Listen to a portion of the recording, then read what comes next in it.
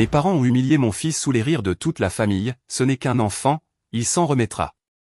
Mais quand mon fils s'est levé et a dit, je n'oublierai jamais ça, un silence s'est abattu sur la table, et le lendemain matin, le monde de mes parents s'est effondré d'une façon qu'ils n'avaient jamais vu venir. Ils ont tous ri quand il a pleuré. Mon père a ricané, ce n'est qu'un enfant, il s'en remettra, et ma mère, bonté divine, a fait teinter son verre de vin en ajoutant, le drame coule dans nos veines. Mon fils de 10 ans était assis là, clignant des yeux pour chasser la brûlure, les poings serrés sous la nappe.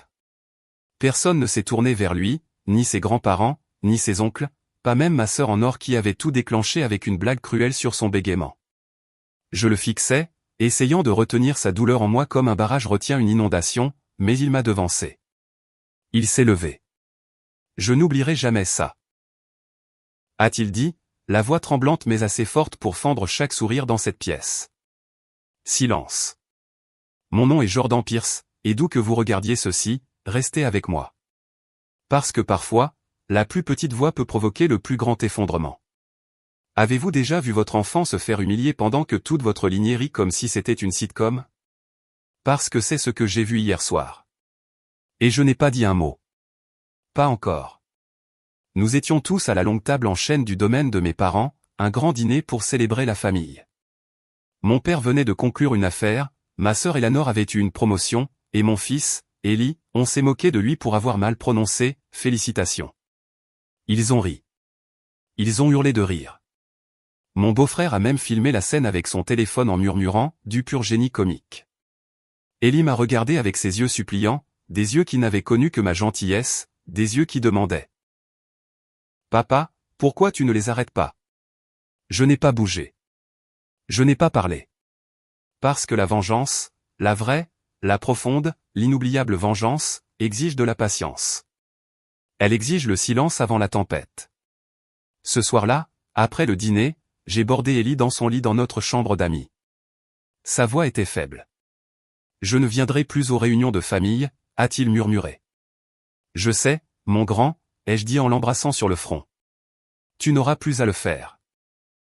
J'ai marché dans le long couloir de cette maison où j'ai grandi, une maison où l'on m'a appris à me taire, à être poli, à avaler la honte avec du vin et de faux sourires. Plus maintenant. Car ce que ma famille ignorait, c'est que je préparais quelque chose depuis plus d'1 an, et il venait de me donner la raison parfaite pour enfin passer à l'action. Le lendemain matin, au lever du soleil, l'héritage de mes parents commencerait à pourrir de l'intérieur, comme un fruit qui semble parfait jusqu'à ce qu'on le touche et que les doigts s'enfoncent dans la peau. Attendez de voir. Je n'ai pas dormi cette nuit-là. Je suis resté assis près de la fenêtre de la chambre d'amis, regardant le clair de lune caresser le petit visage d'Eli. Il dormait enfin, une main agrippée au lion en peluche que ma défunte femme lui avait offert, la seule chose qu'elle avait laissée derrière elle qui portait encore son odeur. Il serait bientôt en sécurité, loin de ces gens qui portaient leur cruauté comme un parfum. À 5 heures du matin, je suis entré dans le bureau de mon père. Le même bureau en acajou depuis les années 90, le même tiroir verrouillé. Mais je connaissais le code, l'anniversaire de ma mère, bien sûr. À l'intérieur, des papiers de banque, des procurations et le testament mis à jour, celui que j'étais censé co-signer il y a des mois, leur donnant accès au fonds en fiducie d'Eli à des fins familiales. Je ne l'ai jamais signé. À la place, j'ai fait des copies. Puis, j'ai sorti mon téléphone. J'ai ouvert l'application que j'avais conçue et que mes parents avaient oubliée. Pure Sécure. Ils l'utilisaient encore pour stocker des PDF privés, des contrats familiaux, des documents fiscaux.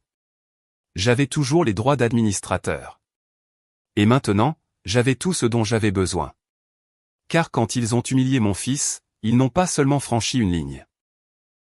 Ils ont allumé la mèche sous des fondations que j'avais déjà fissurées. À 7 heures, j'ai passé un appel. Jessica, lance l'audit privé. Communique les dossiers du fiduciaire au cabinet et envoie le clip. Elle a hésité. La vidéo de ton neveu qui se moque d'Eli? Oui, ai-je dit. Envoie-la à tous les partenaires et au conseil d'administration. Tu es sûr de vouloir les anéantir, Jordan? J'ai regardé par la fenêtre mon père, en peignoir, sirotant son café au bord de la piscine en fredonnant du Sinatra. Ils m'ont enterré pendant des années, ai-je murmuré. Il est temps qu'ils voient à quoi ressemble la vue d'en bas. À 9 heures, le chaos avait commencé. Le téléphone de mon père a sonné en premier, puis celui de ma sœur, puis la ligne fixe du domaine a commencé à exploser comme en 1998. Car ce qu'ils ignoraient, c'est que pendant qu'ils riaient du bégaiement de mon fils, le fonds en fiducie qu'ils pensaient contrôler, l'héritage qu'ils avaient manipulé de la succession de ma défunte femme, avait déjà été transféré au nom d'Élie, de manière irrévocable. Leur accès avait été résilié par une clause légale que j'avais insérée, datée du jour où ils avaient tenté pour la première fois d'en prendre le contrôle. Puis vint la vraie tempête. L'audit a révélé des activités douteuses. L'action de l'entreprise de mon père a été gelée. Son compte de luxe signalé. Le bonus de ma sœur révoqué.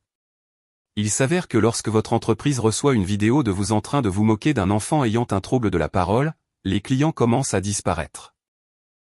Je me tenais dans la cuisine lorsque ma mère est entrée en trombe, pieds nus, le visage rouge. « Qu'est-ce que tu as fait ?» J'ai pris une gorgée de café et j'ai souri. Je montre simplement à Ellie ce que signifie vraiment se défendre. Sa voix s'est brisée. « Tu fais ça à ta propre famille. » Je me suis penché vers elle. « C'est vous qui avez commencé. » Puis je suis sorti, de retour vers mon fils, de retour vers un avenir qu'il ne contrôlait plus. Et à ce moment-là, la maison qui m'avait élevé me semblait enfin plus petite que l'homme que j'étais devenu. Le téléphone n'arrêtait pas de sonner. Je pouvais l'entendre résonner dans les couloirs du domaine comme un battement de cœur paniqué. Ligne fixe, portable, notification qui explosait. J'ai préparé le petit déjeuner comme si de rien n'était. Ellie aimait ses œufs brouillés, ses toasts croustillants, ses fraises coupées en deux. Il a mangé en silence, portant toujours le sweat à capuche trop grand dans lequel il avait dormi. Ses yeux étaient plus clairs ce matin, mais derrière eux, je voyais le mur qui se construisait, celui que j'avais bâti à son âge, brique par brique. Je ne le laisserai pas le finir. « Ça va, mon grand ?» ai-je demandé. Il a hoché la tête en mâchant lentement. « Tu ne leur as pas crié dessus. » Je n'en avais pas besoin, ai-je dit. Parfois, le silence est plus fort que les cris. Il a penché la tête, curieux.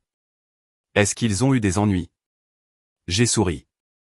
Ils apprennent ce qui arrive quand on blesse quelqu'un qui est resté silencieux trop longtemps. Au moment où nous sommes sortis, la maison ressemblait à un royaume en ruine. Mon père était au téléphone dans son bureau, aboyant des ordres à des avocats qui avaient déjà 2 temps de retard. Ma mère pleurait dans le solarium, serrant un verre de vin blanc et accusant les trolls des réseaux sociaux.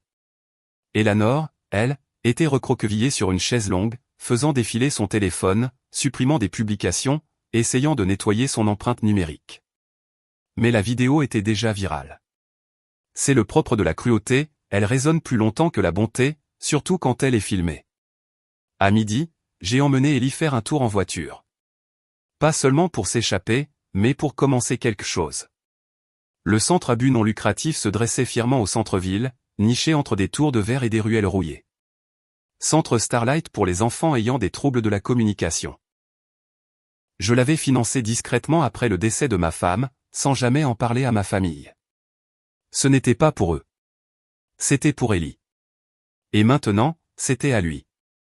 J'ai déverrouillé les portes, allumé les lumières et lui étendu la clé. Ceci t'appartient maintenant, ai-je dit doucement. Ta mère et moi l'avons construit pour les enfants qui se sentent comme tu t'es senti hier soir. Il a regardé la clé. Mais je ne suis qu'un enfant. Je me suis agenouillé. Exactement. Et un jour, un autre enfant entrera ici, effrayé et seul, et ton nom sera sur la porte qui s'ouvrira pour lui. Il n'a pas pleuré. Il n'a pas souri. Il a juste hoché la tête, comme si quelque chose d'ancien en lui comprenait. Quand nous sommes revenus au domaine, le silence était différent. Plus de téléphone, plus de cris.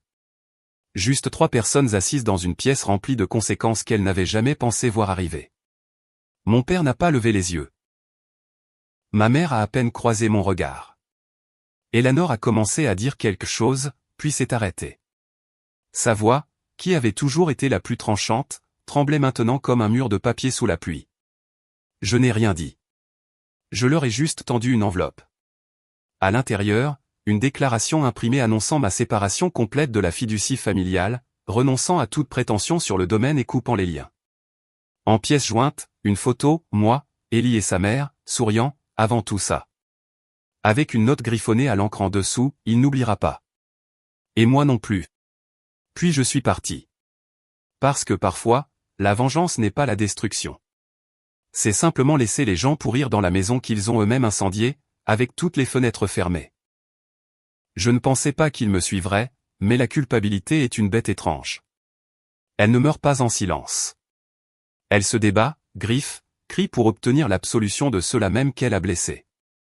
3 heures après leur avoir remis la lettre, mon père s'est présenté à mon appartement. Pas de chauffeur, pas de Rolex. Juste lui, seul, transpirant dans son polo de golf. Il a sonné 3 fois. Je n'ai pas répondu. Il a attendu, assis sur les marches de l'immeuble comme un étranger, comme un homme devant les portes d'une vie qui ne lui appartenait plus. Je l'observais depuis la fenêtre. Ellie était dans sa chambre, un casque sur les oreilles, en train de peindre. J'ai ouvert la porte. Il s'est levé lentement. On peut parler ? Je me suis écarté mais n'ai rien dit. Il est entré comme s'il ne reconnaissait pas l'endroit, comme si l'air était trop réel, trop honnête. C'est ici que tu vis ? Pour l'instant. Il a regardé autour de lui. Pas de sol en marbre, pas de lustre. Juste de la chaleur, des jouets, des coins douillets, un éclairage tamisé, des murs remplis de dessins d'enfants et de vieux souvenirs scotchés avec amour, pas avec fierté. Il s'est assis à la table. Je ne voulais pas que ça aille aussi loin hier soir. Non, ai-je dit. Tu voulais juste rire d'un enfant de 10 ans. Il a tressailli. Je n'ai pas ri. C'est ta mère qui a ri, Eleanor. Tu ne les as pas arrêtés, les jeux interrompus. Tu m'as appris que le silence est un consentement. Sa bouche s'est ouverte, puis s'est refermée. Je l'ai regardé rapetisser, l'homme qui commandait des salles de conseil, qui imposait le silence d'un regard, cherchait maintenant ses mots comme un enfant pris en train de tricher. J'ai travaillé toute ma vie pour protéger cette famille. J'ai fait des sacrifices, j'ai mis de la nourriture sur votre table. J'ai hoché la tête. Tu nous as donné des repas, mais tu les as servis avec de la honte. Il a détourné le regard. Pourquoi maintenant ? Pourquoi tout détruire pour une blague ? J'ai sorti mon téléphone, j'ai affiché la vidéo. Ellie, le visage rouge, Eleanor gloussant, les autres l'encourageant, et mon père, souriant en coin. J'ai mis sur pause. Tu vois une blague. Ai-je dit. Moi, je vois qu'on apprend à mon fils qu'il est inférieur. Il est resté silencieux. Tu m'as élevé pour être fort, n'est-ce pas ? Dur. Un homme subvient aux besoins, protège. Je me suis penché. Je protège. Juste pas toi. Sa voix a baissé. Tu m'as couvert de honte devant tout le monde. J'ai souri. Maintenant, tu sais ce qu'Ellie a ressenti. Il s'est levé, les yeux brûlants, la mâchoire serrée. J'ai bâti un empire, Jordan. Je me suis dirigé vers la porte, je l'ai ouverte. Alors tu aurais dû te construire un cœur à la hauteur. Il est sorti, mais pas avant de se retourner. Je t'ai perdu, n'est-ce pas ? Non, ai-je dit doucement. Tu m'as abandonné il y a longtemps. Tu ne l'as juste jamais remarqué. J'ai fermé la porte derrière lui et je l'ai verrouillée. Ellie est sortie un instant plus tard, se frottant les yeux. C'était grand-père ? Je me suis agenouillé. Plus maintenant. Il a hoché la tête. Et juste comme ça, notre arbre généalogique a perdu quelques branches pourries. Parfois, pour grandir, il faut élaguer ce qui vous empoisonne, même si ça ressemble à un foyer. L'histoire aurait dû s'arrêter là. Mais le problème avec les gens comme ma mère, c'est qu'ils ne tombent pas en silence. Ils mettent en scène leur chute comme si c'était une pièce de théâtre, des larmes, des tentatives de culpabilisation et des messages soigneusement élaborés envoyés aux bonnes personnes. 3 jours plus tard, j'ai reçu le premier appel. Salut mec, j'ai entendu un truc de fou. Ta mère dit que tu poursuis la famille en justice pour de l'argent. Puis un texto d'un vieux cousin, elle a dit qu'Ellie est en thérapie à cause de toi.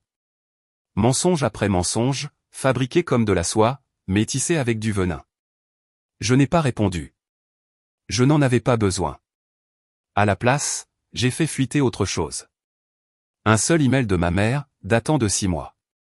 Objet, le trouble du gamin de Jordan. Nous devrions envisager le pensionnat, peut-être en Europe. Pas besoin de le garder dans les parages une fois que le testament sera réglé. Je n'ai rien flouté. J'ai joint une copie du testament, avec ses annotations en rouge, et je l'ai posté anonymement, avec la vidéo, sur un forum privé destiné aux partenaires commerciaux locaux et aux donateurs de la communauté. À midi, les retombées avaient commencé. Le conseil d'administration de son œuvre de charité l'a suspendue. Son club onologique l'a exclue. Elle est devenue virale, non pas comme l'élégante matriarche de la famille Pierce, mais comme la femme qui s'est moquée du handicap de son petit-fils dans son dos en sirotant du chardonnay. Le lendemain, elle s'est présentée devant l'école d'Ellie.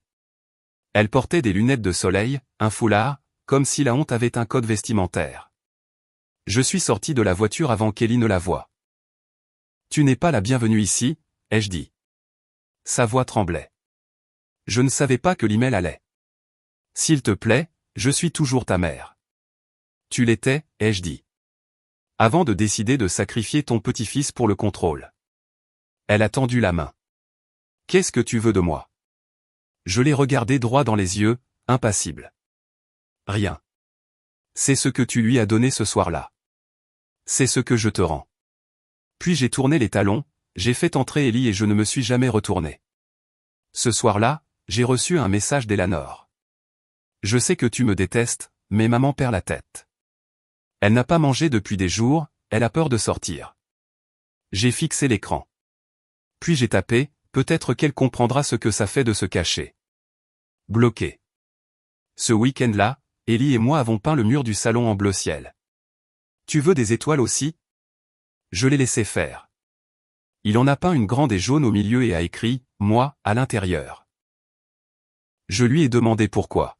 « Parce que tu as dit que je brille », a-t-il répondu, même quand ils essayaient de me cacher.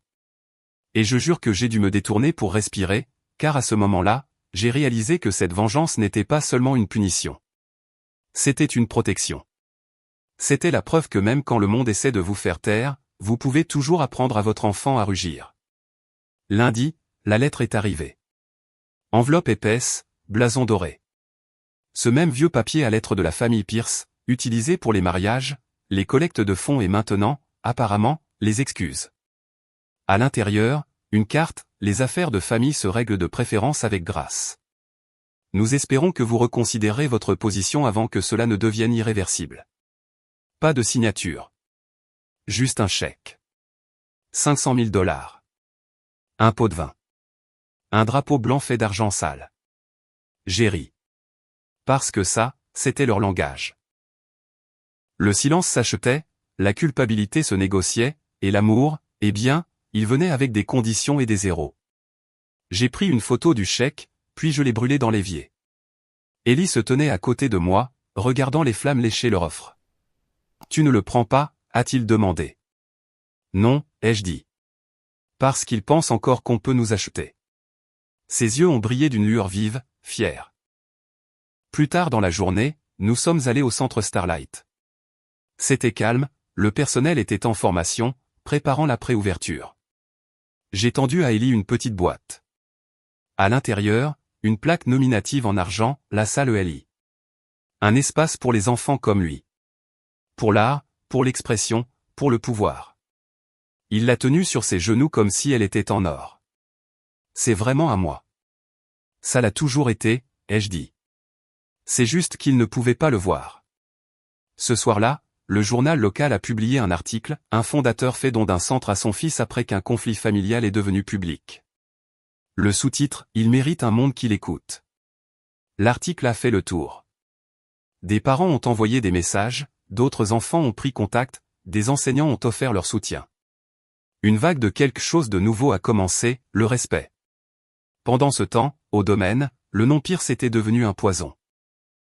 Le cabinet de mon père a été frappé par une pétition, un ancien associé se retirant.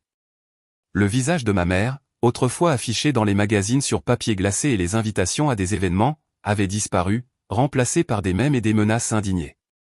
Mais le pire est venu discrètement. Une lettre de leur avocat. Monsieur Jordan Pierce, avec effet immédiat, vous êtes retiré du conseil d'administration du domaine familial et des affaires juridiques. Veuillez restituer tous les effets personnels obtenus par le biais des actifs familiaux. J'ai fixé le papier pendant un long moment, puis j'ai répondu, fait. Mais je garde mon nom, et il garde le sien. Et j'ai signé, pas avec mes meilleures salutations, ni, cordialement, juste, un père. Parce que c'est ce que j'étais devenu quand ils ont cessé de prétendre être une famille. Pas leur marionnette, pas leur héritier. Le père du garçon qu'ils avaient essayé de briser. Et dans le silence qui a suivi, je jure que j'ai entendu la maison grincer, comme si même les murs avaient honte. Le message vocal est arrivé à 2h14 du matin. J'ai laissé sonner. Puis un autre, et un autre. 14 appels manqués au lever du soleil. La voix d'Elanor, rauque, a finalement percé le haut-parleur. Ils ont gelé les comptes de maman. La fondation fait l'objet d'une enquête. Papa a eu une crise de panique, il est à l'hôpital. Tu es content maintenant? Tu es fier de ce que tu as fait? Je me tenais dans l'embrasure de la porte de la chambre d'Ellie, le regardant dormir, sa poitrine se soulevant lentement, paisiblement. Fier? Non. Mais j'en avais fini de m'excuser de protéger mon fils des loups vêtus de perles et de chaussures cirées. Plus tard ce matin-là, j'ai visité l'hôpital. Pas pour eux. Pour clore le dossier. Mon père était dans une chambre privée, des fils sur sa poitrine, des moniteurs qui bipaient doucement. Elanor s'est levée quand elle m'a vu. Tu es là, a-t-elle murmuré, les yeux gonflés, le mascara coulant. Pas pour toi. Mon père a cligné des yeux, faible, silencieux. Le combattant en lui, réduit au silence par une réalité à laquelle il ne s'était jamais préparé. Une réalité où le pouvoir ne pouvait pas être hérité, seulement mérité. Et il n'avait jamais mérité le mien. Je suis venu, ai-je dit, parce qu'Ellie mérite de savoir ce qui s'est passé quand tu es finalement tombé. Je l'ai regardé dans les yeux. Mon père a essayé de parler, mais aucun mot n'est sorti. Juste ce regard, mi-honte, mi-incrédulité, que le garçon qu'il avait élevé pour être silencieux était devenu l'homme qui avait incendié le palais. Elanor s'est avancée. Nous sommes toujours ta famille. Je me suis tourné. Non. Vous étiez mon sang. C'est différent. Je suis sorti. Sur le chemin du retour, Ellie m'a envoyé un texto. On peut aller au centre après l'école? Je veux finir la fresque. J'ai répondu, bien sûr. J'apporterai tes peintures. C'est ce que nous avons fait cet après-midi-là. Le soleil chaud contre les fenêtres, Ellie a peint les dernières touches. C'était un grand mur, la moitié de la pièce. Il avait dessiné un arbre, mais le tronc était fissuré, creux à la base. Et de là, une seule branche poussait vers l'extérieur, lointaine et lumineuse, avec une balançoire suspendue doucement. Je l'ai regardé. C'est toi qui as fait ça? Il a hoché la tête. L'arbre, c'est eux, a-t-il dit. Mais la balançoire, c'est moi. C'est toi qui as construit cette balançoire. Et pour la première fois depuis des années, j'ai pleuré. Pas de douleur, mais de libération. Parce que la vengeance, ce n'est pas seulement la destruction. C'est construire quelque chose de plus fort à sa place. Le genre de justice qui dure plus longtemps que la colère. Le genre d'amour qui survit au feu. Nous avons organisé l'inauguration du centre Starlight un dimanche. Ellie portait un blazer marine, les cheveux légèrement en désordre comme il aimait. Il se tenait à côté de moi, serrant ma main plus fort que d'habitude. Des dizaines de familles sont venues. Des enfants aux yeux brillants, aux voix calmes, aux pas timides. Mais dès qu'ils ont vu les couleurs, les fresques, l'éclairage doux, ils ont souri. Tout comme lui. Un par un, ils sont entrés, et quelque chose dans l'air a changé. Pas de la pitié, pas de la charité. De la dignité. Des journalistes étaient là aussi. Ils ont posé les questions habituelles. Pourquoi maintenant? Pourquoi ceci? Est-ce à propos de votre famille? J'ai regardé Ellie, puis j'ai dit, c'est à propos d'un garçon à qui on a dit qu'il s'en remettrait, mais qui, au lieu de ça, a grandi à travers cette épreuve. Des applaudissements ont parcouru la salle. Mon téléphone a vibré au milieu du discours. Un message de l'avocat de mon père. Le domaine Pierce est en cours de liquidation. Actif saisi. Enquête en cours confirmée. Une ligne à la fin, ils veulent voir Ellie une dernière fois.